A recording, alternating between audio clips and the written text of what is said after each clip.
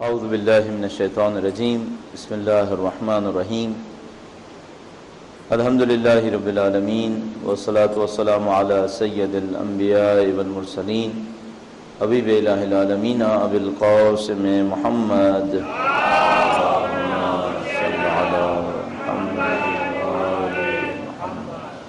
وعلى آلہ الطیبین الطاہرین سیما بقیۃ اللہ فی الارضین قال اللہ تعالی فی کتابہ الکریم بسم اللہ الرحمن الرحیم وَنُرِيدُ أَن نَّمُنَّ عَلَى الَّذِينَ اسْتُضْعِفُوا فِي الْأَرْضِ وَنَجْعَلَهُمْ أَئِمَّةً وَنَجْعَلَهُمُ الْوَارِثِينَ درود بھیجے گا محمد وآل محمد صلی علی محمد۔ انبیاء کرام علیہ السلام کی اللہ تعالیٰ کی پیغام کے فروغ کے سلسلے میں جو کوششیں ہیں، اس کا ایک محور یہ ہے کہ انبیاء کرام معاشرے کے مقابلے میں اللہ کے پیغام کو پیش کرتے ہیں، اور معاشرے کا جو دباؤ ان کے اوپر ہوتا ہے، معاشرے کے جو رسم و رواج ہوتے ہیں، جو کچھ معاشرے میں تبدیلیاں رونما ہو رہی ہوتی ہیں، اس سے متاثر نہیں ہوتے، خالص ترین اسلام کو پیش کر رہے ہوتے ہیں۔ شہید مطہری نے اپنی کتاب کے اندر علماء، مصلحین اور انبیاء کے فرق کو بیان کیا ہے، کہا کہ یہی کام علماء اور مصلح بھی کرتے ہیں، اصلاح کرنے والے۔ مختلف قسم کے لوگ ہوتے ہیں کہ جو معاشرے کے اندر آتے ہیں، اصلاحی عمل کو انجام دیتے ہیں، جیسے مثلا جمال الدین اسد آبادی کا نام بہت مشہور ہے اس سلسلے میں، یا مختلف لوگوں کے نام ہیں جو ہر دور کے اندر آتے ہیں۔ مثلا اہل تسنن کے معاشرے کے اندر مصر کے حسن البنا کا نام اس سلسلے میں بہت اہمیت کے ساتھ لیا جاتا ہے، اسی طرح سید قطب کا نام لیا جاتا ہے۔ علامہ اقبال بھی ایک مسلم ہیں، علامہ اقبال بھی ایک مسلم ہیں، ماشاءاللہ فکر قوی مضبوط فکر ہے۔ مسلح اور نبی کے اندر کیا فرق ہوتا ہے؟ مسلح اور نبی کے اندر یہ فرق ہوتا ہے کہ نبی کے پاس چونکہ اللہ تعالیٰ کی طرف سے خاص ہدایت ہوتی ہے، خاص رہنمائی ہوتی ہے، تو وہ اگر کوئی اصلاح کرتے ہیں، کسی چیز کی تصحیح کرتے ہیں، تو اس تصحیح میں بالکل 100% سچے راستے کا انتخاب کرتے ہیں۔ مثلا اگر ایکسٹریم رائٹ کے اوپر ایک معاشرہ چل رہا ہے اور وہ اس کو گھسیٹ کر لائیں گے، تو وہ بالکل بیلنس، جو بالکل صحیح جگہ ہے، مقام ہے جہاں پہ روکنا چاہیے، اس کو وہاں پہ روکیں گے۔ معمولاً مصلح ایسا کام نہیں کر پاتے۔ مصلح جب اصلاح کر رہے ہوتے ہیں تو وہ ایک چیز کی اصلاح کر رہے ہوتے ہیں، اور کوئی اور چیز ہوتی ہے جس کو کسی حد تک کم اہمیت دے دیتے ہیں اپنے معاشرے کی اثرات میں رہتے ہوئے۔ تو ایک طرف سے اصلاح ہو جاتی ہے اور دوسری طرف سے ایک خرابی جو ہے وہ ایجاد ہو جاتی ہے۔ مثلا معاشرے کے اندر فرض فرمائیے کہ علم کے اوپر اصرار کم ہے۔ اس کی ایک مثال ذہن میں آتی ہے، ایک آدمی کو شاید 2 یا 3 صدی ہجرہ کے اندر گرفتار کیا گیا حدیثیں گڑھنے پر۔ اسے پکڑا گیا کہ بھئی تم کیوں اتنی احادیث گڑھتے ہو؟ سوروں کی شان میں حدیثیں گڑھتا تھا، سوروں کی شان میں۔ مثلا کہتا تھا کہ فلاں سورہ پڑھنے کا ثواب اتنا ہے، اتنا ہے، اتنا ہے۔ اب اس سے کوئی پوچھتا تھا بھئی کہاں سے یہ روایت آئی؟ تو جب لوگوں نے ٹریس کیا کہ بھئی یہ مصنوعی روایت کہاں سے آ رہی ہے، تو پتہ چلا وہ ایک آدمی ہے، یہ سوروں کی شان میں روایتیں گڑھتا ہے۔ اچھا، لوگوں نے ان سے پوچھا کہ بھئی اگر روایت گڑھنے والا مثلا بنی امیہ کی شان میں روایت گڑھتا ہے تو بنی امیہ سے کچھ لیتا ہے، کسی آدمی کی شان میں روایت گڑھتا ہے، کسی سے لیتا ہے، کسی کی مذمت میں روایت گڑھتا ہے تو اس کے دشمنوں سے کچھ لے رہا ہوتا ہے، تم سوروں کی شان میں روایت گڑھتے ہو، یہ کس لیے بھائی، کیا کرنا ہے؟ کہنے لگا میں نے دیکھا کہ لوگ قرآن پہ توجہ کم دے رہے ہیں تو میں نے سوروں کی شان میں روایتیں گڑھی تاکہ لوگ قرآن کو اہمیت زیادہ دیں۔ اپنی دانش میں بہت اچھا کام کر رہا ہے، کیا کر رہا ہے؟ قرآن کریم کی اہمیت کو زندہ کر رہا ہے، لیکن آیا یہ طریقہ کار ہے؟ آیا اس طریقے سے؟ تو ایک کام صحیح کر رہا ہے اور اس صحیح کرنے کے ساتھ ساتھ ایک بہت غلط کام کر رہا ہے، اور وہ غلط کام یہ کر رہا ہے کہ اپنی مرضی سے دین بنا رہا ہے، اپنی مرضی سے نعوذ باللہ خدا کی جگہ بیٹھ کر ثواب اور جزا وہ لوگوں کے اندر تقسیم کرنے کی کوشش کر رہا ہے۔ انبیاء کرام کا عمل جو ہوتا ہے وہ بہت صحیح عمل، بالکل ایکوریٹ اس جگہ کے اوپر جہاں پر ہونا چاہیے۔ جب ہم ایک گمراہ معاشرے کے اندر ہوں، ہمیں ان دونوں پہلوؤں کا بہت خیال رکھنا پڑتا ہے۔ ایک ایسے معاشرے کے اندر ہے جس کے اندر بگاڑ آیا ہوا ہے، اور بگاڑ بھی کم نہیں آیا ہے، بگاڑ بہت شدید بگاڑ آیا ہوا ہے۔ اب آپ کو بہت زیادہ ہوشیار ہونا پڑے گا کہ جب آپ کسی بگاڑ سے لڑ رہے ہوں تو ایسا نہ ہو کہ آپ کسی بگاڑ کے لڑنے کے نتیجے میں کسی صحیح کو بھی پامال کر چکے ہوں۔ صحیح کو بھی پامال نہیں کرنا ہے، صحیح کو بھی اپنی جگہ پہ رکھنا ہے اور اس بگاڑ سے بھی لڑنا ہے۔ اب اس کا جو بہترین طریقہ کار سمجھ میں آتا ہے وہ وہی ہے جس کے اوپر ہم نے چند دنوں میں اصرار کیا۔ وہ یہ کہ بجائے یہ کہ ہم اپنی پسند ناپسند کو استعمال کریں، اس کو مسلسل اس کے اوپر ڈال دیں کہ جس کو خدا نے میزان بنا دیا ہے۔ مثلا خدا متعال نے قرآن کریم کو میزان بنایا ہے، جیسے کہ آیہ کریمہ آئی تھی، اہل بیت اطہار علیہ السلام کے کردار کو پروردگار عالم نے میزان بنایا ہے، اس میزان کے اوپر پرکھنے کی کوشش کریں تو یہ ہوگا کہ اپنی پسند ناپسند اور اپنی طرف سے کسی چیز کو ریجیکٹ اور سلیکٹ کرنے کے بجائے ہم ایک صحیح میزان کے تحت فیصلہ کر رہے ہوں گے۔ اب یہاں پہ ایک بہت اچھا ڈسکشن اور بھی ہے جو میں نے ابھی ابتدا میں عرض کیا کہ انبیاء اپنے معاشرے کے اندر جو نافذ چیز ہوتی ہے اس کے مقابلے میں خدا کے پیغام کو دے رہے ہوتے ہیں۔ اب آج کل کا زمانہ ایسا ہے کہ جس کے اندر آپ کے سامنے بظاہر تو انتخاب ہے لیکن در حقیقت انتخاب نہیں ہے۔ وہ اس طریقے سے ہوتا ہے، آپ نے بہت سارے الیکشنز کے اندر دیکھا ہوگا کہ الیکشن میں جو دو سائڈ کھڑی ہوئی ہیں وہ دونوں ہی آپ کو پسند نہیں ہیں۔ اب ہو رہا ہے انتخاب تو ہو رہا ہے، انتخابات انجام پا رہے ہیں، لیکن آپ یہ کہیں گے کہ انتخابات تو ہیں لیکن اس میں یعنی مجھے کوئی انٹرسٹ نہیں ہے۔ اس کی وجہ یہ کہ دونوں طرف وہ ہیں کہ جو مجھے پسند نہیں ہے۔ اچھا اب دھوکہ کیا ہو رہا ہے؟ دھوکہ یہ ہو رہا ہے کہ کہا جاتا ہے کہ آپ اپنی فری ول سے سلیکٹ کریں، اور یہ کوئی پوچھنے والا نہیں کہ بھائی وہ سلیکشن کے اندر جو آپشن ہے وہ دونوں وہ ہیں جو میری فری ول سے طے نہیں ہوئے ہیں۔ کم سے کم آپشن میں تو میری فری ول بھی آنی چاہیے۔ اب سلیکٹ کوئی بھی ہو جائے آپشن تو سامنے آئے، آپشن ہی نہیں ہے۔ تو وہ کسی نے پوچھا کہ بھائی آج کھانے میں کیا ہے؟ اس نے کہا مچھلی ہے اور مچھلی ہے۔ ٹھیک ہے، یہ کیا انتخاب ہوگا؟ ایک ہی 2 دفعہ ہو رہا ہے نام تبدیل کر کے کہ ایک مچھلی ہے اور مثلا دوسرا فش ہے۔ اب یہ تو بات نہیں بنی، اب انتخاب تو۔ اب آج کی دنیا نے نہ صرف یہ کہ سیاست کی دنیا میں یہ ڈرامہ کیا ہے کہ انتخاب نہیں ہوتا ہے، ایکچولی وہ دونوں آپشن جو ہیں وہ ایک ہی ہوتے ہیں نام بدل کے۔ نظریات کی دنیا میں بھی یہی کیا ہے، نظریات کی دنیا میں بھی یہی کیا ہے۔ مثال کے طور پر آپ سے پوچھیں گے کہ آپ کس اقتصادی نظام کے ماننے والے ہیں؟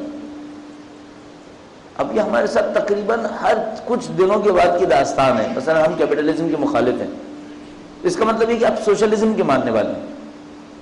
اب ہم کہیں گے بھائی ہم سوشلزم کے ماننے والے بھی نہیں ہیں، تو کہیں گے یہ تو ہو ہی نہیں سکتا، یا آپ ادھر کے ہیں یا آپ ادھر کے ہیں۔ اچھا یہ دونوں طرف کون لے کر آیا؟ ہم لے کر آئے دو طرف؟ نہیں، ہم تو نہیں لے کے آئے۔ ہمارے خیال میں دونوں مادہ پرست ہیں، ہم مادہ پرستی میں سے 2 انتخاب میں سے ایک کیوں لیں گے؟ دونوں مادہ پرست ہیں۔ اب اسی معاملے کو سیاست کے اندر دیکھیں گے، اسی معاملے کو اقتصاد کے اندر دیکھیں گے، اسی معاملے کو فلسفے کے اندر۔ مغرب نے جو ہنر کیا ہے اس نے اپنی دانش میں، وہ ہنر یہ کیا ہے کہ جو ریئل آپشن ہے اس ریئل آپشن کو ہی نکال دیا ہے۔ مثلا یہ لوگ فلسفے کے میدان میں گئے، انہوں نے کہا بھائی فلسفے کے میدان میں ایک حصہ ہے فلسفے کا جس کو ہم شناخت شناسی کہتے ہیں، ایپسٹیمولوجی، یعنی آپ کسی چیز کو پہچانتے ہیں کہ یہ ہے یا نہیں ہے، تو اس کو پہچانیں گے کیسے؟ کہا وہاں پر ایک اسٹینڈرڈ بنا لیتے ہیں، چیز وہی ہے جو مادی ہے۔ اب آگے گفتگو شروع کریں، چیز وہی ہے جو مادی ہے، اب باقی گفتگو آپ شروع کریں۔ اب وہ جو مادی ہے وہ کیا کیا ہے؟ اب آپ بتائیے مادی کیا کیا ہے؟ تو بھائی ابھی پہلا جو آپ نے بنیاد رکھی ہے وہی آپ نے گویا ایک کلاڑا لے کر درخت کی جڑ پہ مار کر پہلے تو اس کی جڑیں کاٹ دی ہیں۔ آپ نے کہا چیز وہ ہے جو مادی ہے، تو خدا، قیامت، فرشتے وہ تو پہلے ہی آپ نے کاٹ دی ہیں، اس کے بعد پوچھنا ہے وہ جو مادی ہے وہ کیا کیا ہے؟ اساس خراب ہے، بنیاد خراب ہے۔ اسی طرح سیاست کے میدان میں کہا بھائی یا آپ ڈیموکریسی کے ماننے والے ہیں یا آپ ڈکٹیٹرشپ کے اور مونارکی کے ماننے والے ہیں، آپ کون سے کے ماننے والے ہیں؟ اقتصادی نظام کے اندر یا آپ کیپٹلزم کے ماننے والے ہیں یا آپ سوشلزم کے ماننے والے ہیں، آپ کس کے ماننے والے ہیں؟ اب کوئی یہاں پر آ کے کہنے والا نہیں ہے کہ بھائی پہلے تو یہ تقسیم توڑو تم۔ کس نے کہا کہ 2 تقسیم ہیں، کیپٹلزم اور سوشلزم، ڈیموکریسی اور مونارکی؟ نہیں، تیسری چیز بھی ہے، ہم اسلام کے ماننے والے ہیں، ہم اسلام کے حقیقی تصور کے ماننے والے ہیں۔ وہ کیپٹلزم بنے، اس میں کچھ کیپٹلزم کی چیزیں شاید نظر آ جائیں تمہیں، ممکن ہے کچھ چیزیں اس میں سوشلزم کی نظر آ جائیں، ممکن ہے کچھ چیزیں اس میں ڈیموکریسی کی نظر آ جائیں، ممکن ہے کچھ چیزیں اس کے اندر مونارکی کی نظر آ جائیں، لیکن آپ مجھے محدود نہ کرو کہ آپ سیٹ بنا کر دے دو یا ادھر یا ادھر۔ نہیں، میں اسلام کا ماننے والا ہوں، چاہے آپ کی نظر میں وہ کچھ بھی بن جائے۔ بدقسمتی سے مسلمان اس بات کی جرات نہیں کر پا رہا، اور عام آدمی کی بات نہیں کر رہا ہوں، مفکرین کی بات کر رہا ہوں۔ مفکرین کے ساتھ بھی یہی مصیبت ہے کہ جب وہ اس میدان کے اندر اترتے ہیں کہ 2 میں سے کون سا لینا ہے، اسلام کا نظام کون سا ہے، تو وہ خود بخود پہلے سے بنے ہوئے سیٹ کو اپنے اسلام کے اوپر تطبیق دینے کی کوشش کرتے ہیں۔ پہلے سے ایک ڈھانچہ بنا ہوا ہے، اس کو اسلام کے اوپر فٹ کر دیتے ہیں، اور اس کے بعد کہتے ہیں اسلام یعنی ڈیموکریسی، اسلام یعنی مثال کے طور پر مونارکی، بادشاہت، اسلام یعنی مثال کے طور پر کیپٹلزم، یا اسلام سوشلزم۔ اچھا، اب اسلام ایک فکر ہے حقائق پر مبنی، اور دنیا کے اندر جو بھی فکر نافذ ہوتی ہے اس میں کچھ نہ کچھ حقیقت ضرور ہوتی ہے، کچھ نہ کچھ حقیقت ضرور ہوتی ہے، ورنہ چل ہی نہیں سکتی۔ امیر المومنین کا خطبہ نمبر 50 میں کئی دفعہ دہرا چکا ہوں، اس کے اوپر غور فرمائیے گا، درود بھیجے گا محمد و آل محمد۔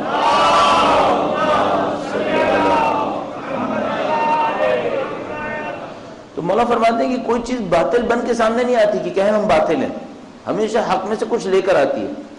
آج بھی دنیا کے جتنے افکار نافذ ہوں گے ان میں کچھ نہ کچھ حق ضرور ہوگا، نہایت یہ کہ باطل کے ہمراہ ہوگا۔ اب جب وہ دلیل لائے گا تو اسلام کے اس حصے میں سے لائے گا جو اس سے مشابہ حق ہوگا۔ مثال کے طور پر کیپٹلزم میں ایک حق ہے، وہ کیا ہے؟ مثلا اس نے پرسنل پراپرٹی کا انکار نہیں کیا۔ اگر ایک آدمی کارخانہ لگانا چاہتا ہے، اسلام میں بھی اجازت ہے، کیپٹلزم کے اندر بھی اجازت ہے، تو کیپٹلزم کہے گا دیکھو ہم نے پرسنل پراپرٹی کو، پرائیویٹ اونرشپ کو اجازت دی ہے نا، اسلام کے اندر بھی ہے، تو اسلام کیپٹلزم ہے۔ جس زمانے میں سوشلزم کا دورہ تھا، وہ لوگ کہتے تھے اسلام یعنی سوشلزم۔ کیوں بھائی؟ وہ کہتے تھے دیکھو امیر المومنین نے جب بیت المال ان کے ہاتھ میں آیا تو بیت المال میں سے ہر آدمی کو کچھ نہ کچھ دینا شروع کر دیا، اور وہ جو دیا تو سب کو مساوی دیا۔ سوشلزم بھی یہی کہتا ہے ہر انسان کو مساوی ملنا چاہیے، ہر فکر میں کچھ نہ کچھ حق ہوگا، اور وہ حق اسلام میں ہوگا تو وہ نکال کر اس ٹکڑے کو کہہ دیں گے یہ دیکھو اسلام یہی ہے۔ اسلام ان میں سے کوئی نہیں ہے، ان میں کچھ کچھ اسلام کا ہے، اسلام یہ نہیں ہے۔ اسلام خود ایک فکر ہے، اسلام کا اپنا ایک نظام ہے، اور اساس اور بنیاد میں یہ تمام نظاموں کے مقابلے میں ہے، اساس اور بنیاد میں یہ تمام نظاموں کے مقابلے میں ہے۔ یہ اس صورت میں ہے کہ آپ اسلام کی روح کو سب سے پہلے جائزہ لیجئے۔ اب دیکھیے میں چند جملے اس بات کے اوپر اور عرض کرتا چلوں کہ اسلام اپنی اساس اور بنیاد میں کیسے کیپٹلزم اور سوشلزم کے مقابلے میں قرار پائے گا۔ اچھا، یہ پیچھے اصل میں کسی کا سوال تھا جس کو ہم ڈسکس نہیں کر پائے ان کے ساتھ، تو میں ذہن میں یہ آتا ہے کہ نہیں شاید کچھ لوگوں کے ذہن میں یہ سوال رہ گیا ہو، تو میں اس کو تھوڑا سا چند نقطوں کی صورت میں آپ کی خدمت میں بیان کر دوں، گرچہ شاید ہر ایک کی اس کے اندر اتنی دلچسپی نہیں ہوگی، لیکن یہ ہے کہ چند نکات بیان کر دینے میں کوئی حرج نہیں ہوگا۔ درود بھیجے گا محمد و آل محمد۔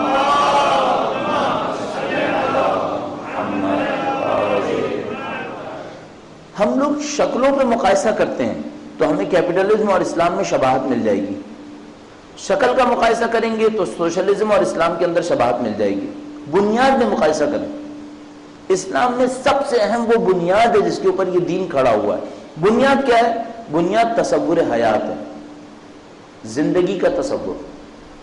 سب سے پہلے اگر آپ کو دو فکروں کا مقایسہ کرنا ہے، اسلام اور کوئی اور فکر، سب سے پہلے جا کر بنیاد میں مقایسہ کیجئے۔ بنیاد میں دیکھیے کہ اسلام سے مشابہت ہے، اور سوشلزم کیپٹلزم ان میں سے کسی کی، انکلوڈنگ ڈیموکریسی اور مونارکی، کسی کا اسلام کی بنیاد سے کوئی تعلق نہیں ہے، ان کی اسلام کی بنیادوں سے کوئی شباہت نہیں ہے۔ اسلام کی بنیاد کیا ہے؟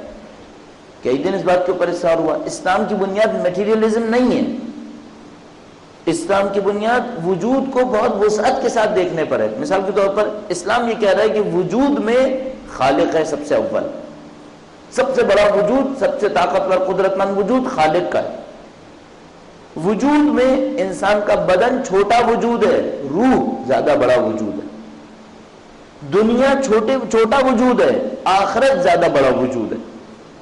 بس اسلام کی پہلے وجود کی ایک ڈیفینیشن دیکھنی پڑے گی۔ اسلام جس کو کہتا ہے ایگزسٹنس، وہ جو موجود ہے، وہ موجود کیا کیا ہے؟ کہا موجود پہلے خالق ہے سب سے طاقتور، اس کے بعد موجود میں یہ کائنات موجود ہے، لیکن کائنات کے دو پہلو ہیں، ایک مادی جو چھوٹا ہے، ایک غیر مادی جو بہت بڑا ہے۔ مثلا بدن چھوٹا ہے، روح بہت بڑی ہے۔ مادی کائنات، یہ ستارے سیارے اجسام فلکی، یہ دیکھنے میں بہت بڑے ہیں، مثلا 10,000 لائٹ ایئرز تک گئے ہوئے ہیں، لیکن اس کے مقابلے میں جو غیر مادی ہے وہ اس سے کہیں بڑی ہے۔ اب اس کی ایک تعبیر آپ یہ دیکھیے، قرآن کریم کہتا ہے ہم نے 7 آسمان خلق کیے ہیں، 1 زمین خلق کی ہے۔ میرا تو یہ خیال ہے کہ جو پوری کائنات ہمارے سامنے ہے 10,000 لائٹ ایئر تک، یہ وہ 1 زمین ہے۔ اس کے مقابلے میں 7 اسپریچول آسمان ہیں۔ ہمارے خیال میں آسمان سے مطلب پلینٹس اور سٹارز نہیں ہیں، بلکہ یہ سب زمین کا حصہ ہے، یہ سب ایک زمین ہے۔ 7 آسمان اس کے مقابلے میں جو روحانی اور نورانی آسمانوں کی باتیں ہو رہی ہیں، اور ان میں کہیں جا کر عرش عظیم ہے، نہیں کہ ہم پلینٹس اور سٹارز کے درمیان کہیں عرش عظیم پر بھیج کر ڈھونڈنے کی کوشش کریں گے، ہمارا شاید اسپیس شپ ڈاک کر جائے اللہ کے عرش عظیم سے، خدا نہ کرے۔ یہ عرش عظیم یہاں نہیں ہے، یہ سب ایک زمین ہے، بس مادی وجود کم ہے، غیر مادی وجود بہت وسیع ہے۔ مادی وجود یہ دنیا ہے، چھوٹی سی ہے، غیر مادی وجود وہ آخرت ہے جو بہت وسیع ہے۔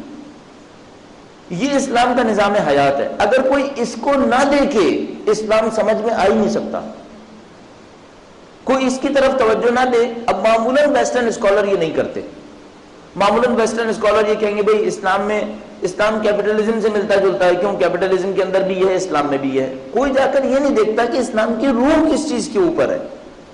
اسلام کو اس سے بہت کم سروکار ہے کہ آپ کی پرائیویٹ اونرشپ رہے یا نہیں رہے، اسلام کو اس سے کوئی زیادہ سروکار نہیں ہے۔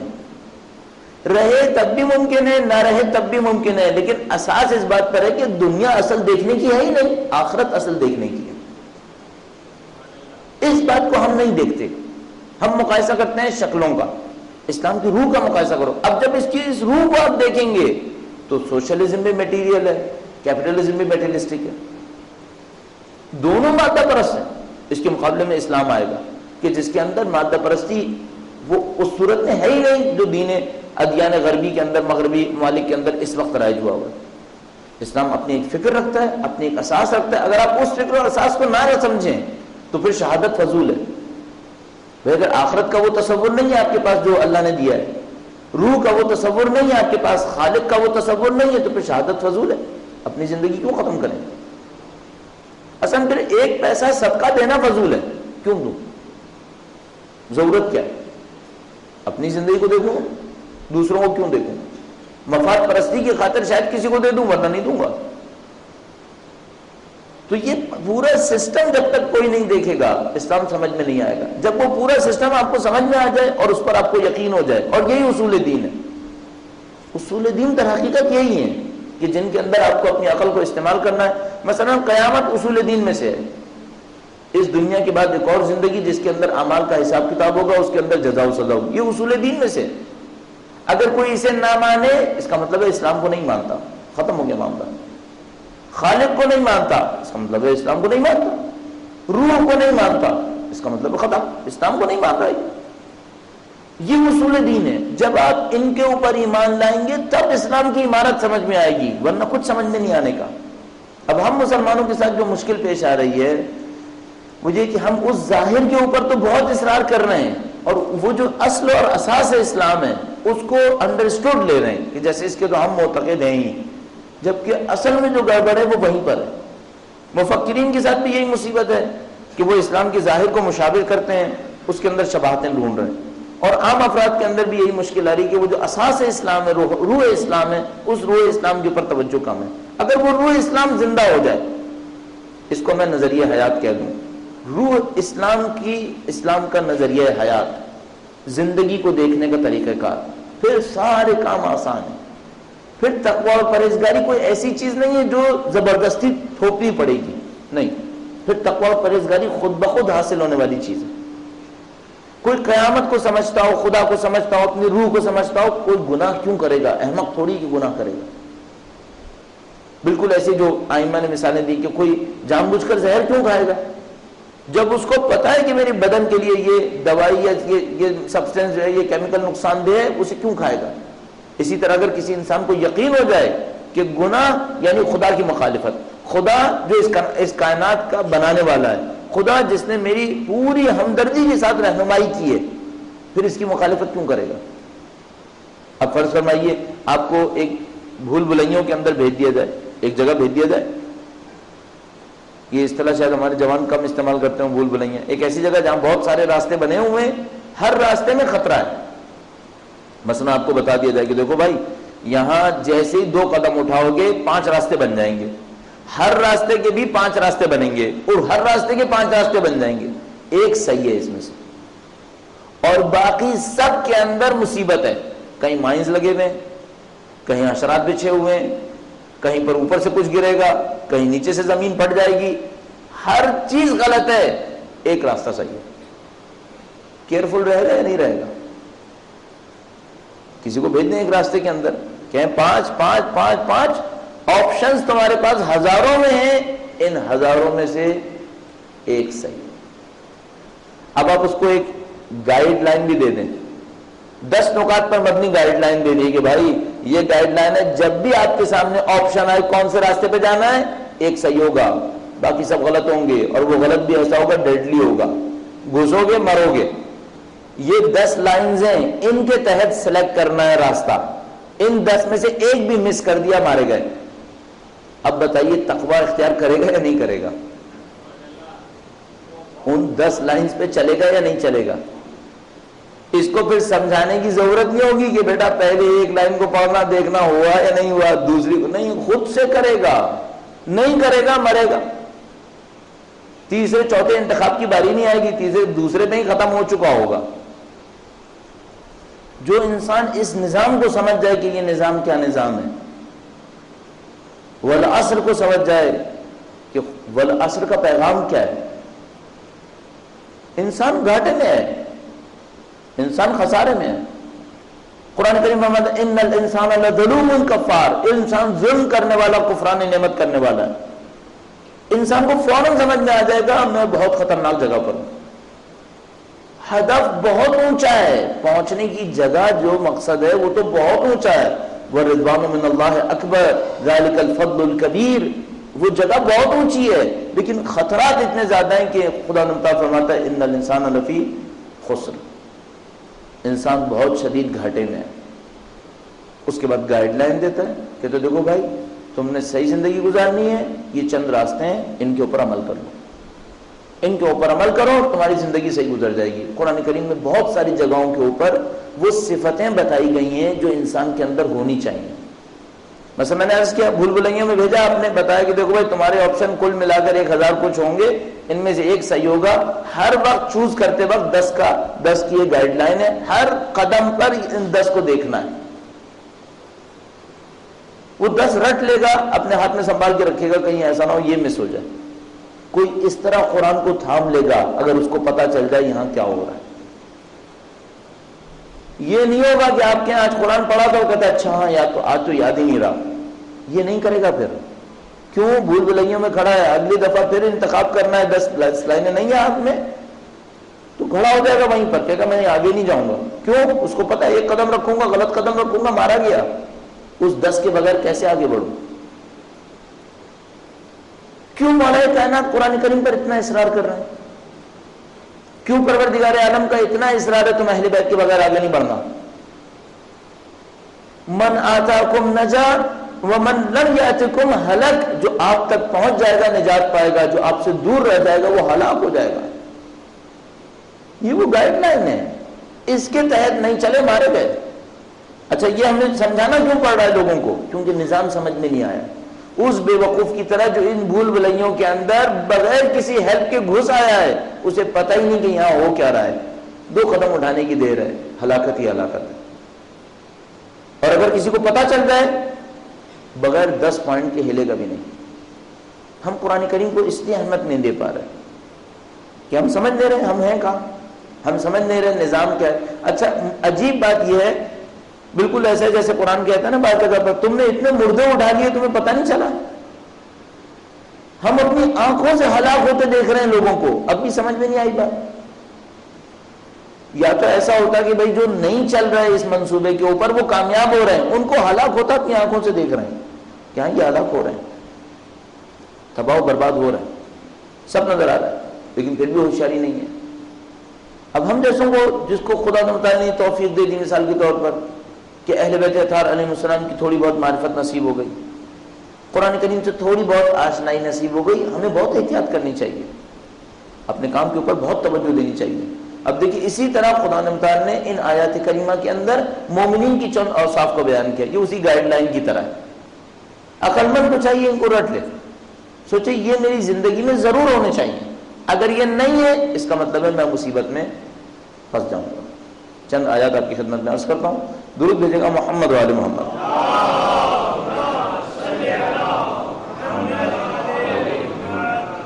اب دیکھیے خدا متعال کا انداز کیا ہے. وہ بھول بھلائیوں والی مثال کو ذہن میں رکھیے. خدا متعال نے یہ کہا اور جو چیزیں تمہیں عطا کی گئی ہیں وہ دنیاوی زندگی کا ناپائیدار مال و متاع ہے. ایک آدمی بھول بھلائیوں کے سامنے کھڑا ہے, ٹرک لوڈ کر کے لایا اپنے ساتھ لے جانے کے لیے, اور خدا اس سے کیا کہہ رہا ہے؟ کہہ رہا ہے بیوقوف انسان, یہ بھول بھلائیاں ہیں, یہاں پہ ٹرک لوڈ نہیں چلتا ہے, یہاں پہ وہ گائیڈ لائن چلتی ہے. تمہیں پورے ٹرک کی ضرورت نہیں ہے جو تم اٹھا کے لے آئے ہو, یہاں پہ کچھ اور چاہیے, یہاں پہ تمہیں ہدایت چاہیے, رہنمائی چاہیے. تم سمجھ رہے ہو دنیا اس کام کے لیے کہ تم یہاں سے مال و متاع سمیٹو اور کہیں اور جاؤ, نہیں, کچھ نہیں ہونا. جو کچھ تمہیں عطا کیا گیا ہے وہ دنیاوی زندگی کا ناپائیدار مال و متاع ہے. وما عند اللہ خیر و ابقا, اور جو کچھ خدا کے پاس ہے وہ ایمانداروں اور ان لوگوں کے لیے جو اپنے رب پر بھروسہ کرتے ہیں بہت بہتر ہے. خدا نے فرمایا جو تمہیں عطا کیا گیا ہے, جو تمہیں دنیا کی زندگی سے ملا ہے, یہ تو تھوڑا بہت مال و متاع ہے, اس کی کوئی حیثیت نہیں. اور جو خدا کے پاس ہے وہ بہتر ہے ان لوگوں کے لیے جو ایمان لائے. اب وہ جو ایمان لائے ان کی نشانیاں کیا ہیں؟ خدا تعالیٰ نے اگلی آیات کریمہ میں چند نشانیاں بیان کی ہیں ان لوگوں کی جو ایمان لائے. دیکھیے وما عند اللہ خیر و ابقا, اور جو اللہ کے پاس ہے خیر و ابقا, وہ اللہ کے پاس ہے وہ اچھا ہے اور زیادہ باقی رہنے والا ہے. یہ ابقا کا جملہ بہت خوبصورت ہے. ابقا زیادہ باقی رہنے والا, کیا مطلب؟ تم جو لائے ہو یہ تو ختم ہو جانے والا ہے, 15-20 سال کے اندر ہی ختم ہو جائے گا, کتنا عرصہ چلنا ہے. ہم جو تمہیں دینا چاہ رہے ہیں وہ زیادہ باقی رہے گا, اس کے اندر پائیداری ہے. للذین آمنوا, ان لوگوں کے لیے جو ایمان لائے. اب ان کی صفتیں کیا ہیں؟ وعلی ربہم یتوکلون, پہلی صفت یہ اپنے رب کے اوپر توکل کرتے ہیں, اپنے رب پہ توکل کرتے ہیں. اچھا, رب پہ توکل کی بہت ساری باتیں ہم نے گزشتہ چند دنوں کے اندر متعدد دفعہ دہرائی ہیں. خدا پہ توکل کرتے ہیں, کیا مطلب ہے اس کا؟ خدا پہ توکل اس لحاظ سے کرتے ہیں کہ جتنا نظام بنایا ہوا ہے اس رب کا بنایا ہوا ہے, اس میں اس رب کے علاوہ کچھ نہیں ہے. وہ حاکم ہے, وہ مالک ہے, جس چیز کو جس طرح چاہے گا تبدیل کر لے گا. تم اس پر بھروسہ کرو, اس کی اطاعت کر لو, اس پر بھروسہ کر لو. میں نے شاید پہلے بھی یہ مثال آپ کی خدمت میں عرض کی ہو, پچھلے سال بھی. ایک بعض اوقات ای میل بڑے فضول اور بیہودہ آتے رہتے ہیں. بعض اوقات کوئی 50-60 میں ایک ای میل کارآمد نکل آتا ہے. وہ ایک کارآمد ای میل یہ تھا, اس میں ایک مثال لکھی کہ ایک آدمی ہائیکنگ کے لیے پہاڑ کے اوپر چڑھ گیا, رات کو پہاڑ میں سفر شروع کیا, کرتا رہا یہاں تک کہ ایک جگہ کہیں پہنچا, وہاں پاؤں سلپ ہو گیا.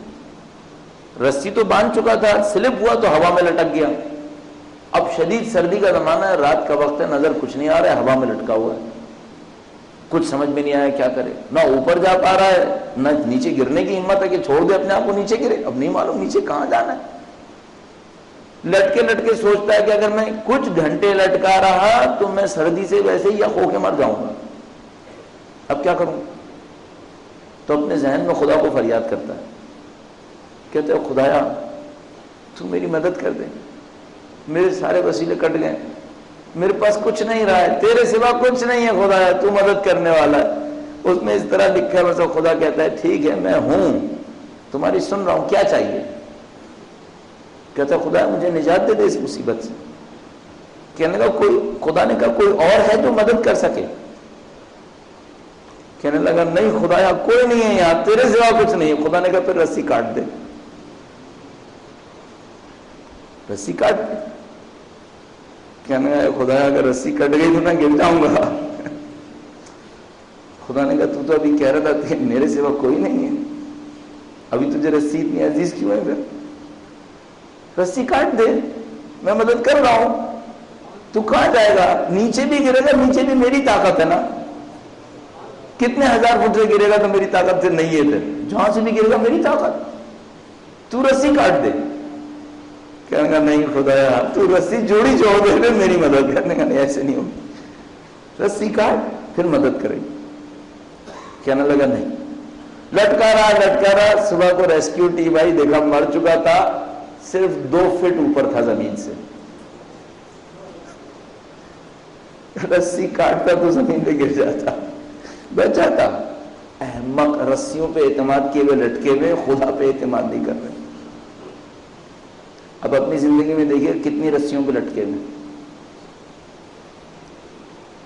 توکل واقعاً عجیب چیز ہے۔ میں نہیں کہہ رہا کہ اپنی زندگی سے سب کچھ نکال دیں، نہیں، سب کچھ ہونے دیں، اصل خدا کو دیکھیں، ان میں سے کسی کے کٹنے پر افسوس نہ کریں۔ لِكَيْ لَا تَأْسُوا عَلَى مَا فَاتَكُمْ وَلَا تَفْرَحُوا بِمَا آتَاكُمْ، افسوس نہ کرو کسی چیز کے جانے پر اور خوش نہ ہو جاؤ کسی چیز کے آنے پر۔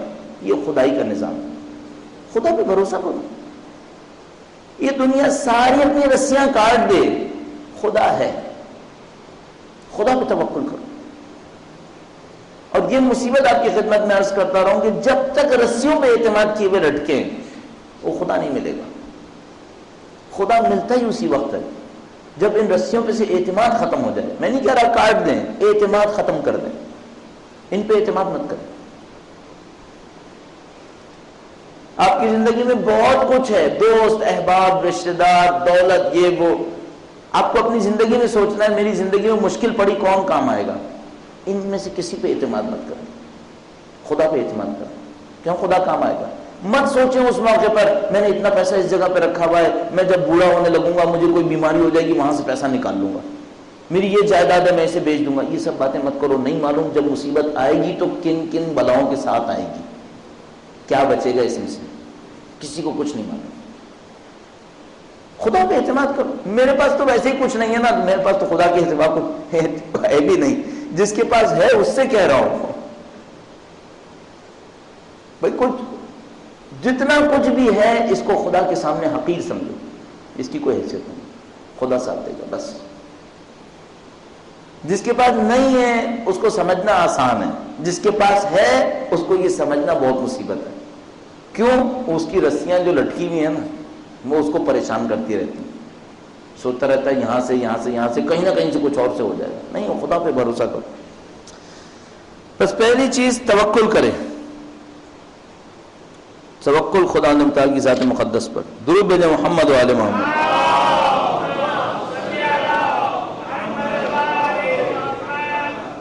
والذین یجتنبون کبائر الاثم والفواحش، دوسری صفت ان مومنوں کی ہے، پہلی صفت مومنوں کی ہے توکل کرتے ہیں، اللہ کے اوپر توکل کرتے ہیں، دوسری چیزوں کے اوپر اتنی زیادہ توجہ نہیں دیتے، جانتے ہیں ناپائیدار۔ دوسری صفت ہے وہی لوگ جو بڑے گناہوں اور برے اعمال سے اجتناب کرتے ہیں، کبائر سے اجتناب کرتے ہیں، گناہ کبیرہ کو نزدیک نہیں آنے دیں گے۔ اس کے بعد اس کے اوپر بہت گفتگو کی ہے اور بہترین کتاب، نفیس ترین کتاب آپ خود جانتے ہیں آیت اللہ دستگیر کی گناہان کبیرہ ہے۔ ہر وہ گناہ جو خدا کے سامنے جرأت دکھاتے ہوئے کیا جائے وہ کبیرہ ہے، ہر وہ گناہ جو خدا کے سامنے جرأت دکھاتے ہوئے کیا جائے وہ کبیرہ ہے۔ والذین یجتنبون کبائر الاثم، جو گناہان کبیرہ بڑے گناہوں سے اجتناب کرتے ہیں، والفواحش، اور کھلی ہوئی برائیوں سے اجتناب کرتے ہیں۔ فاحشہ کہتے ہیں آشکار برائی کو، فوش کہتے ہیں کھل جانا، کسی چیز کے کھل جانے کو، فاحشہ کہتے ہیں اس برائی کو جو کھل جائے، کھلے عام کوئی برائی ہو رہی ہے۔ اس خاطر میں کہہ رہا ہوں یہ جو ٹیلی ویژن کا معاملہ ہے بہت خراب ہے، کھلے عام کھلی برائی ہے، یہ فواحش ہے۔ اور خدا کے متعال نے فرمایا مومن وہ ہے جو فواحش سے اجتناب کرتا ہے۔ مومن کبھی بھی حرکتیں نہیں کرے گا، کیوں کرے؟ قرآن کریم میں صاف لکھا ہوا ہے والذین یجتنبون کبائر الاثم والفواحش۔ اور یہ معاشرہ ایسا ہے، یہ فوش بنانے والا معاشرہ ہے، یعنی معاشرے سے میرا مطلب وہ جو حاکم فضا ہے، وہ حاکم فضا ایسی ہے کہ وہ فوش کی طرف لے کر جانے والی۔ وَإِذَا مَا غَضِبُوا هُمْ يَغْفِرُونَ۔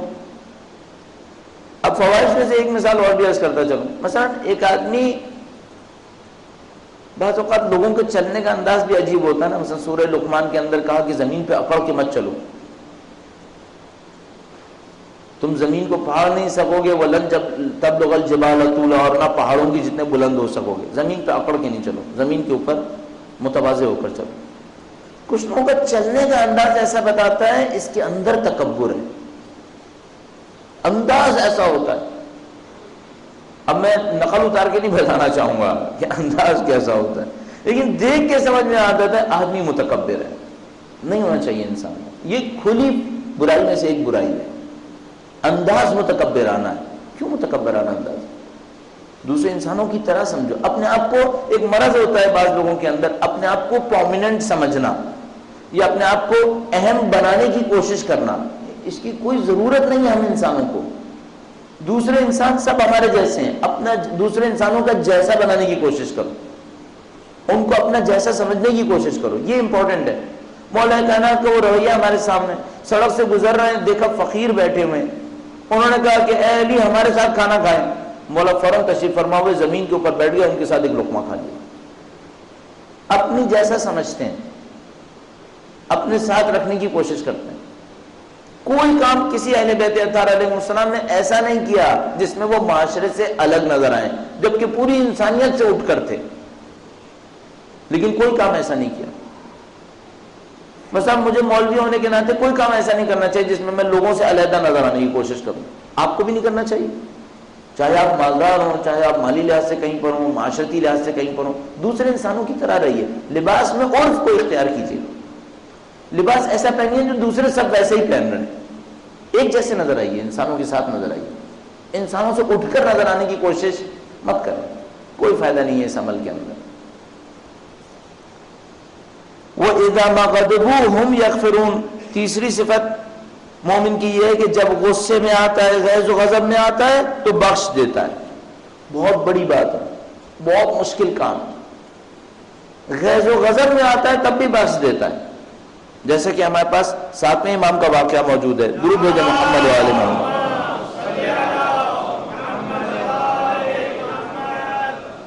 ایک روایت آپ کی خدمت میں عرض کروں، فرمایا کہ ختمی مرتبت نے ارشاد فرمایا جب قیامت کا دن ہوگا خدا کی طرف سے ایک منادی ندا دے گا کہ جس شخص کا اجر خدا کے ذمے ہے وہ بہشت میں چلا جائے۔ جس شخص کا اجر خدا کے ذمے میں ہے، اس نے کوئی ایسا کام کیا ہے نعوذ باللہ خدا اس کا مقروض ہو گیا ہے، اتنا بڑا کوئی کام کہ اس کا اجر خدا کے گردن پر آ گیا ہے، خدا کے ذمے میں آ گیا ہے۔ پوچھا جائے گا خدا کے ذمے کس کا اجر ہے؟ کون سا ایسا انسان ہو سکتا ہے جس کا اجر خدا کے اوپر چڑھ جائے؟ تو جواب ملے گا جنہوں نے لوگوں کو معاف کیا وہ بغیر حساب کے بہشت میں چلے جائیں۔ لوگوں کو معاف کیا، سخت کام ہے، انتہائی سخت ہے، اور آیت میں خاص کر لکھا ہوا اذا ما غضبوا، اور جب غصے میں ہو تب بخش دیں۔ اس کا مطلب ہے یہ بہت مشکل کام ہے کہ انسان ایک طیش میں ہو، اب اس کے ساتھ آپ اپنے ذہن میں اضافہ کرتے جائیے، کمزور انسان غصے میں ہو وہ بخش دے، وہ تو بیچارے بخشنے کی پوزیشن میں بھی نہیں ہے نا۔ لیکن ہر انسان کو کہیں نہ کہیں اتھارٹی ملی ہوتی ہے، چاہے وہ اپنے معصوم بچے پر ہی کیوں نہ ہو۔ ہر انسان کو کہیں ایک اتھارٹی مل جاتی ہے، چاہے وہ کتنا ہی کمزور ہو۔ مثلا میری کہیں نہیں چلتی، شاید اپنے چند سال کے بچے پہ چلتی ہو۔ غصے میں آیا نہ اصلاح کی خاطر، بس غصے میں آنے کی وجہ سے اسے مار رہا ہوں، اس کا مطلب ہے یہ ایمان کا حصہ نہیں ہے، ایمان کے دائرے سے باہر جا رہا ہے۔ کہیں تو میری بھی چلتی ہے نا، جہاں میری چلے اور میں غصے کے عالم میں بدلہ لے لوں، اس کا مطلب ہے یہ ایمان نہیں ہے۔ اصلاح کا عمل کچھ اور ہے۔ مثلا معاشرے میں ایک ظالم ہے، اس کو بھی بخش دوں، نہیں، ظالموں کو بخشنے کو نہیں کہا ہے، وہ بعد میں آئے گی روایت۔ ظالموں کا حساب لینا ہے، ان کے سامنے بھی گردن جھکا دیں پورا من بقائے باہمی کے تحت ہے، یہ نہیں ہے، اس کے اوپر ابھی حساب ہوگا۔ یہ بات ہو رہی ہے ان کی جو ہمارے زیر دست ہیں، جو ہمارے کمزور ہیں، اس سے کوئی غلطی ہوئی ہے، مجھے غصہ آ رہا ہے، میں غصے کے عالم میں اس کو بخش دوں، اس کا مطلب ہے بہت بڑی فضیلت ہے، اس کے اوپر غور کرنا پڑے گا۔ وَإِذَا مَا غَضِبُوا، اب ذرا جا کے دیکھیے آفیسز وغیرہ میں کیا ہو رہا ہے، یہ بنگلوں کے اندر نوکروں کے ساتھ کیا ہو رہا ہے، یہ ایمان ہے؟ کس طرح رگڑ دیتے ہیں، کس طرح، اور یہاں تو کم ہے، معذرت کے ساتھ اس معاملے میں افریقہ بہت بری جگہ ہے، وہاں کوئی پوچھنے والا ہے ہی نہیں۔ یہاں تو تھوڑا بہت سوسائٹی کا پریشر بن جاتا ہے تو انسان کو تھوڑا بہت خیال کرنا پڑ جاتا ہے کہ بھائی یہ کون ہے سامنے، وہاں تو کچھ ہے ہی نہیں، جو کرنا ہے کرتے رہو، اور جو جس کے اوپر ظلم ہو رہا ہے وہ بھی نہیں پوچھے گا کہ میرے ساتھ یہ کیوں ہو رہا ہے، وہ بھی سہ لے گا۔ اس کو عادت پڑ گئی ہے، اس کو سکھایا یہ گیا تمہیں سہ لینا ہے۔ البتہ شاید اب جدید دور کے اندر کچھ ان کو عقل آنا شروع ہو گئی ہو کہ ہاں اپنے آپ کی خاطر کہیں کھڑے ہوتے ہوں، ورنہ معمولاً نہیں ہے، پیس دو۔ کتنا امریکہ نے پیسا ہے، کتنا یورپی ممالک نے پیسا ہے، ابھی بھی پیسنا ہے۔ اور ہمارے یہاں بھی ایسے ہی بعض کمیونٹیز ایسی ہیں جن کو جتنا پیسنا ہے پیس دو، کوئی پوچھنے والا نہیں، کوئی کیا کر لے گا؟ طاقت ہے نا، طاقت سے بچ جائیں گے۔ یہ نہیں دیکھ رہے وہ جو خدا ہے وہ کیا کرے گا، اس کی طاقت کم ہے۔ ہمیشہ ایک قانون اپنے ذہن میں رکھ لیجئے، کمزور سے زیادہ احترام دکھائیں۔ اکڑنا ہے طاقتور کے سامنے اکڑ لیں، کمزور کا احترام بہت کریں۔ کیوں؟ کمزور کا بدلہ خدا لے گا، طاقتور تو اپنا بدلہ خود لے لے گا، کمزور کا بدلہ خدا لے گا۔ اس کے سامنے بالکل کوئی گنجائش نہیں ہے بلا وجہ میں اپنے آپ کو دکھانے کی۔ اچھا ہم لوگ یہاں معاشرے کے اندر مصیبت یہ کمزور کے سامنے ہی اپنی شوبازیاں کرتے ہیں ساری، جبکہ اس کا بدلہ خدا دینے والا ہے۔ مصیبت میں پڑنا ہے اس کے سامنے، ہر جگہ کو دیکھنا پڑے گا۔ ہر انسان کی اپنی ایک پوزیشن ہوتی ہے، ہر انسان کا اپنا ایک موقع آتا ہے۔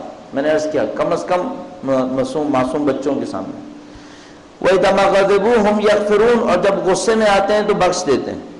وَالَّذِينَ اسْتَجَابُوا لِرَبِّهِمْ وَأَقَامُوا الصَّلَاةَ، یہ وہ لوگ ہوتے ہیں جو اپنے رب کی پکار پہ لبیک کہتے ہیں، اپنے پروردگار کی دعوت کو قبول کرتے ہیں، وَأَقَامُوا الصَّلَاةَ، اور نماز قائم کر دیتے ہیں۔ نماز قائم کر دیتے ہیں کیا مطلب؟ اللہ کی مطلق پیروی کو معاشرے کے اندر قائم کر دیتے ہیں، ہر چیز میں خدا کی پیروی کرتے ہیں، اپنے رب کی دعوت پہ لبیک کہتے ہیں، جو خدا کہتا ہے اسے معاشرے کے اندر قائم کر دیتے ہیں۔ اور یہ بہت عجیب ہے، آپ کو جب طاقت ملے آپ سب سے پہلے کیا کرنا چاہیں گے؟ کبھی کبھی حساب کیجئے، آپ کو مثلا کوئی پوچھے پاکستان کا معاشرہ برا ہے، آپ کہیں گے ہاں یقیناً برا ہے۔ اچھا اگر آپ کو طاقت ملے تو آپ کیا کیا کریں گے؟ میں ایک زمانے میں سوچتا تھا، یہاں کچھ چیزیں دماغ میں کلک کرتی رہی نا تو وہ 11-12 سال میں یہاں تک پہنچی ہیں، ابھی بھی کچھ کلک کریں گے آگے کچھ اور پہنچے گا۔ ابھی یہاں تک جو پہنچا اس میں کلک کرنے والی جگہ یہ تھی، کبھی گھر آتا تھا تو مثال کے طور پر ٹیلی ویژن کو کھول کے کوئی ڈاکومنٹری دیکھتا تھا، یا مثلا یہ CNN BBC وغیرہ یہ دیکھتا تھا، کبھی کبھی اسپورٹس بھی دیکھتا تھا۔ ایک دفعہ ایک جگہ سے گزر رہا تھا، میرے ذہن میں آیا کہ اگر مثلا مولا نے حکومت بنائی اور ہمیں حاکم بنا دیا تو ہم کیا کریں گے؟ میں نے کہا یہ سب بند کر دیں گے، یہ سب لغویات، یہ سب واہیات۔ پھر میرے دل نے اندر سے کہا کہ تو ابھی آدھے گھنٹے پہلے دیکھ رہا تھا اور اب تو کہہ رہا ہے کہ میں حاکم بنا تو بند کر دوں گا، تو ان سے مزے کیوں لے رہا تھا پھر؟ بھائی آپ بتاؤ آپ حکومت بناؤ گے کیا کرو گے؟ آپ یہی آئیڈیل بنا رہے ہو نا، امام تشریف لائیں گے حکومت بنائیں گے، آپ فرض کرو آپ کو حاکم بنا دیا پاکستان کا، صحیح ہے، آپ پاکستان کے حاکم ہو گئے، آپ بند کرو گے نا، جو چیزیں بند کر رہے ہو ان سے خود مزے کیوں لے رہے ہو پھر؟ ابھی خود مزے لیتے ہو۔ مثلا اب خود اپنے اس نظام کے اندر جس کو ظالمانہ نظام کہہ رہے ہیں، اس کو ہم توڑ دیں گے، اس کو ہم توڑ دیں گے، اس سے مزے لے رہے ہیں، اس سے خوب کما رہے ہیں۔ اس کے بعد کہتے ہیں ہم جب بنیں گے تو عدل و انصاف لے آئیں گے، تو ابھی کیوں نہیں لے آتے؟ ابھی تو خوب اس ظلم سے مزے لے لیں، اس کے بعد جب امام آئیں گے تو ہم عدل و انصاف جاری کر دیں گے۔ کیا پتا تم امام کو اور نئے امام کو پہچانیں گے بھی یا نہیں پہچانیں گے؟ پھر پتہ نہیں میں اور اب کہاں پہنچ جائیں گے پھر۔ اور یہ دنیا یہ اس اعتبار سے دنیا دھوکہ ہے۔ مثلا اب وہ سخت باتیں نا آخری دن ہے تو سخت باتیں اور بھی جو باقی بچ گئی ہیں کھاتے میں کھوتے میں وہ بھی ساری نکال دوں۔ وہ یہ کہ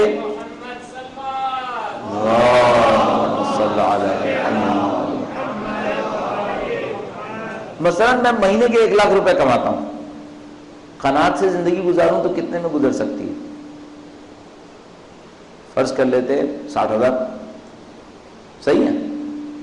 اور اگر میں مہینے کے 5 لاکھ کماتا ہوں اور قناعت میں زندگی گزاروں تو 70,000 80,000 میں بھی گزر سکتی ہے۔ اب میں قناعت کو 80,000 تک لے گیا ہوں، جس بیچارے کی تنخواہ 10-12 ہزار ہوگی کہے گا مولانا کا دماغ خراب ہو گیا، قناعت میں 10,000، میں 10,000 میں پورا مہینہ کاٹ رہا ہوں، یہ کہہ رہے ہیں قناعت میں 80,000۔ مذاق اڑائیں گے، یہ واقعہ جو غریب مسکین ہوتے ہیں مذاق اڑاتے ہیں، بعد میں کہتے ہیں یہ دماغ خرابی کی باتیں کرتے رہتے ہیں۔ ان کو خود مزے لگے ہوئے نا، اس وجہ سے ان کو سمجھ میں نہیں آتا زندگی گزرتی کیسے. ابھی ہم چونکہ کسی اور ماحول میں بیٹھے ہیں اس لیے ایسی باتیں کر رہے ہیں. تو وہ جو باقی ہے اس کا کیا کیا اب تک؟ اس کا باقی کا کیا کیا؟ باقی کا کیا؟ بزنس کو گروتھ دے رہے ہیں. اچھا بزنس کو گروتھ دے دی، پھر کیا ہوگا؟ پھر بزنس کو اور گروتھ دیں گے، اور گروتھ دو گے پھر کیا ہوگا؟ پھر اور بڑھائیں گے. امیر المومنین ہوتے یہی کرتے. اگر معاشرے میں فقیر نہیں ہوتے نا، کوئی مصیبت کا مارا نہیں ہوتا، تو میں کہتا ہاں یہی کر لو. بھائی کوئی ہے نہیں مصیبت، جبکہ بھوکے مر رہے ہیں اور پھر یہی ہو رہا ہے. یہ صحیح ہے؟ سمجھ میں نہیں آ رہی بات.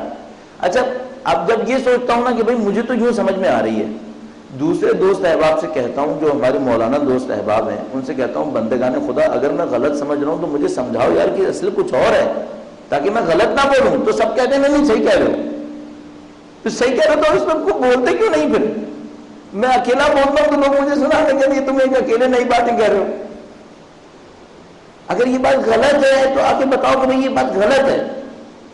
آپ سے بھی کہوں گا کہ بھائی اگر غلط سمجھ میں آ کے تو غلط ہے، تو آپ بات کرو کہ بھائی غلط ہے. یہ جو ابھی سمجھ میں آ رہی بات وہ یہ آ رہی ہے، ایک آدمی لاکھوں کما رہا ہے، بہت انکم ہے اس کی، اور اپنے کام سے صرف بزنس کا ایکسپینشن کر رہا ہے، بڑھ رہا ہے بڑھ رہا ہے بڑھ رہا ہے. پہلے 1 کروڑ کا مالک تھا، پھر 5 کروڑ کا ہو گیا، 20 کروڑ کا ہو گیا، 1 ارب کا ہو گیا. وہ تو بڑھتی ہے داستان، عدد کوئی ختم تھوڑی ہوتا ہے، عدد تو چلتا رہتا ہے آگے.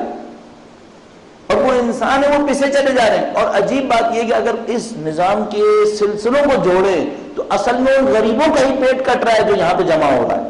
اصل میں یہی ہے. یہ کوئی نئی دولت جنریٹ نہیں ہو رہی ہے، یہ کسی کا حق ہے جو کھچ کھچ کے یہاں پہ جمع ہو رہا ہے. مولا کی اس روایت کے تو فیض فرماتی ہے کہ اگر دولت کا کہیں ذخیرہ دیکھو تو سمجھ جاؤ کوئی حق سے محروم رہ گیا ہے. تو یہ کہاں کا انصاف بنا بھائی؟ یہ کون سی ایمانداری بنی، ایمان بنا؟ یہ تو مجھے آج تک سمجھ میں نہیں آ کے دے رہا. اس اعتبار سے بھی کیپٹلزم غلط ہے محض سمجھ میں آیا. ایک دوست سے میری بات ہوئی، اس نے کہا کہ اچھا اگر میں بزنس ایکسپینشن کروں تو آپ کیا کرو؟ بزنس روک دوں، جہاں پر ہے وہیں پہ روک دوں، باقی جتنا پیسہ آیا کرے سب دے دیا کروں. میں نے کہا ایک تو اگر تم یہ بھی کر لو تو برا نہیں ہے، اگر تمہارا بزنس ایسی جگہ تک پہنچ گیا ہے کہ ٹھیک ہے اب سسٹین کرے گا، ہاں تم اس میں وہ پیسہ ڈالتے رہو جو تمہیں اور نیچے نہ لے کر آئے، لیکن ٹھیک ہے اس سے چلاؤ. لیکن اگر تمہیں بزنس کے گروتھ کا ہی شوق ہے، میں مخالف نہیں ہوں، وہ کہنے کا پھر ٹائکون سارے جو ہیں وہ دشمن بن جائیں گے، ہم لوگ چھوٹے رہ جائیں گے. میں نے کہا تمہاری بات صحیح ہے، کچھ لوگوں کو اس جگہ تک بھی جانا چاہیے، تو ایک اور کام کرو، اب جو اگلا بزنس ایکسپینشن کرو اس میں کچھ مومنوں کے نام کر دینا. بزنس ایکسپینڈ کرنا اور وہ جو نیا ایکسپینشن ہو مومنوں کے نام کر دینا. کہنے کا اگر دوسروں کے نام کرنا ہے تو میں اتنی محنت کیوں کروں گا؟ تو اس کا مطلب ہے اپنے لیے کر رہے ہو، اس کا مطلب ہے سب اپنے لیے کر رہے ہو. یہ سب کچھ کیا کر رہے ہو؟ پھر اس علی کی سیرت کا کیا کریں جو مرنے سے پہلے اپنا سب کچھ مسلمانوں کے نام وقف کر کے چلے گئے. امام حسن امام حسین کو چھوٹی چھوٹی 2 زمینیں دی، باقی سارا جو کچھ ان کے پاس تھا وہ مسلمانوں کے اوپر وقف کر کے چلے گئے. 2 اماموں کو واقف بنا دیا کہ یہ وقف کی نگہبانی کریں گے تاکہ لوگ اس کو غلط جگہ استعمال نہ کرنے. اس سیرت کا پھر کیا ہوگا؟ یہاں تو اجدادی نسلیں جائیدادیں چلتی چلی جا رہی ہیں آگے. امیر المومنین نے دوسری نسل کو نہیں دیا، ختم کر دیا وہیں پر. مجھے سمجھ میں نہیں آ رہا اس کا جواب کون دے گا؟ اچھا ہم چونکہ اکیلے بولنے والے ہیں تو اب ہمیں بعض اوقات اپنے اوپر شک ہونے لگتا ہے کہ یار پتہ نہیں کیا کوئی انوکھی بات کہہ رہے ہیں، کیا انجانی بات کہہ رہے ہیں. نہیں انجانی بات نہیں کہہ رہے، صرف ایک مشکل ہے کیپٹلزم کے معاشرے کے اندر بیٹھ کر اسلام کی بات کر رہے ہیں. صرف مصیبت یہ ہے اس دنیا کے اندر بیٹھ کر بات کر رہے ہیں جس نے کیپٹلزم کو اور اس مصنوعیت کو انڈرسٹوڈ ریئلٹی کے طور پر ایکسیپٹ کر لیا ہے. اسلام سے انحراف کو تسلیم کر لیا گیا ہے کہ ہاں یہی حقیقت ہے. نہیں ہے یہ حقیقت، جھوٹ ہے. یہ اہل بیت کی سیرت کچھ اور ہے، قرآن کی تعلیمات کچھ اور ہیں، اسلام کچھ اور کہہ رہا ہے، باقی ہم دھوکہ دے رہے ہیں اپنے آپ کو. یہ ہمیں سمجھ میں آ رہا ہے. والذین استجابوا لربہم، یہ وہ لوگ ہیں جو اپنے پروردگار کی دعوت پہ لبیک کہتے ہیں. واقاموا الصلاۃ، نماز قائم کرتے ہیں. وامرہم شورى بینہم، اور ان کا کام ایک دوسرے کے ساتھ مشورے کرنے پر ہے، مشورہ کر کے چلتے ہیں. اکیلی ذات کو لے کے آگے نہیں بڑھتے، لوگوں سے مشورہ کرتے ہیں، پوچھتے ہیں پاچھتے ہیں ایسا کرنا چاہیے ویسا کرنا چاہیے. صالحین کے ساتھ مشورہ کرنا زندگی کی بہترین نعمتوں میں سے ایک نعمت ہے، صالحین سے مشورہ کرنا. آپ کو اپنے اطراف میں 2-3 آدمی اچھے نظر آ جائیں نا، اس کی بہت قدر کیجیے گا. اطراف میں اچھے لوگ ہونا بہت بڑی نعمت ہے. اطراف میں مخلص ہونا بہت بڑی نعمت ہے. میں اس اعتبار سے خدا کا لاکھ لاکھ شکر بجا لاتا ہوں، کراچی میں کچھ مخلص دوست ملے ہوئے ہیں، پاکستان میں نہیں ہے ایسا.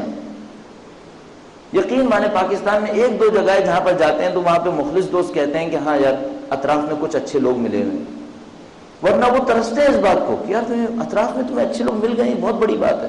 اور ہمیں قدر ہے جو ہمارے اطراف میں ہم سے بہتر ہیں، ہمیں اچھا لگا اس بات. اور پاکستان میں ایک آدھ جگہ ہے وہ ہم سے کہیں بہتر ہے. تو یہ خدا نے بہت بڑی نعمت دی ہے کہ اطراف میں کچھ مخلصین موجود ہیں جو اللہ کی خاطر کام کرنے والے ہیں. ان دوستوں پہ ہمیں فخر ہے، ہم سے کہیں بہتر ہیں، اور ہم خدا نے متعال کا لاکھ لاکھ شکر بجا لاتے ہیں کہ اس نے ہمیں ان لوگوں کے ساتھ رہنے کی توفیق دی ہوئی ہے. ہم ان دوستوں پہ جن کا نام لینا ضروری نہیں سمجھتے، ان کی صحت و سلامتی کے لیے طول عمر کے لیے درود بھیجیں محمد و آل محمد.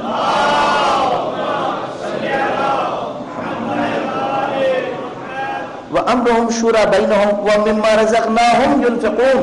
جو ہم نے ان کو رزق دیا ہے اس میں سے انفاق کرتے ہیں. خدا بہت خوبصورت دکھتا ہے بار بار.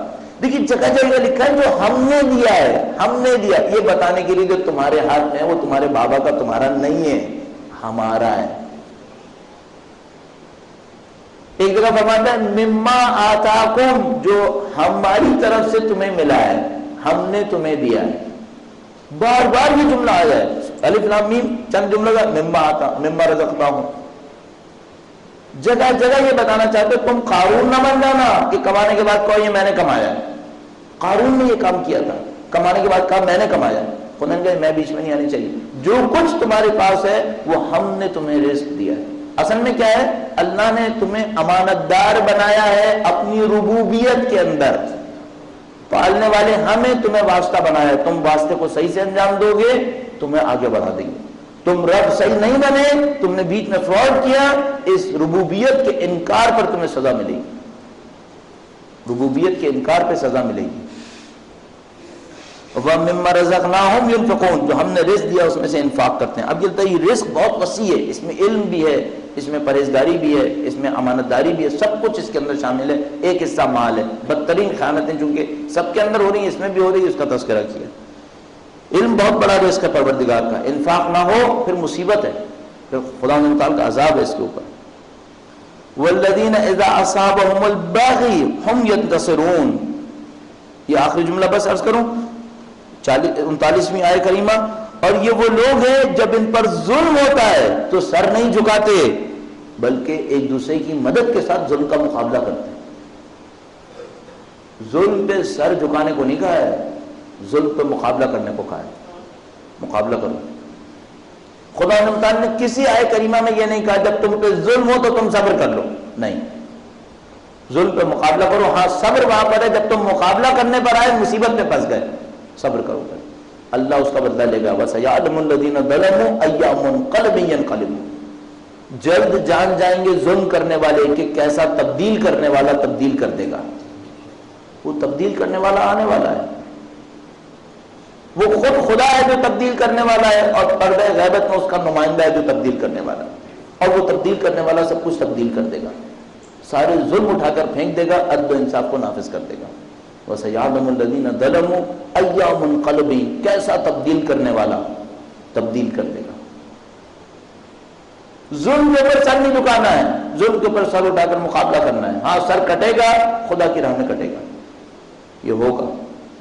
کوئی حق کی خاطر بولنے والا یہ نہ سمجھے کہ مصیبت نہیں آئے گی، مصیبت آئے گی، یقیناً آئے گی.